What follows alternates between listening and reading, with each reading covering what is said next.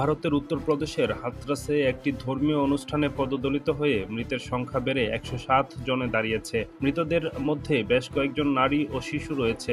স্থানীয় কর্মকর্তাদের বরাত দিয়ে মঙ্গলবার এক প্রতিবেদনে এ তথ্য জানিয়েছে ভারতীয় সংবাদ মাধ্যম হিন্দুস্তান টাইমস। প্রতিবেদনে বলা হয়, শিবের জন্য একটি সৎসঙ্গ চলাকালীন পদদলিত হওয়ায় এই ঘটনা ঘটে।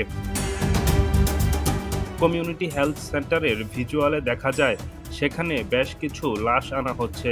উপস্থিতি দেখা গেছে কান্নারত স্বজনদেরও। তবে ইটার senior superintendent of police Rajesh Kumar বলছে, হাথরাসের সিকান্দ্রা রাও থানার সীমানার মধ্যে একটি গ্রামে পদদলিত হয়ে নিহতদের মধ্যে ৩ জন শিশুও রয়েছে। পুলিশ জানিয়েছে, প্রাথমিকভাবে মনে হচ্ছে অনুষ্ঠানস্থলে নিঃশ্বাস নিতে না পারায় সৎসঙ্গে উপস্থিত লোকজনদের মধ্যে অস্বস্তি তৈরি হয়েছিল। এরপর লোকজন সেখানে দৌড়াদৌড়ি শুরু করে, এতেই পদদলিত হয়। এ সময় পুলিশ আরও জানায়, অনুষ্ঠানের সময় আবহাওয়া খুবই বেশি গরম ও আর্দ্র ছিল। এদিকে রাজ্যের মুখ্যমন্ত্রী যোগী আদিত্যনাথ এ ঘটনা জানার পর তার নির্দেশে একটি তদন্ত কমিটি গঠন করা হয়েছে। ডেস্ক রিপোর্ট, নতুন সময়।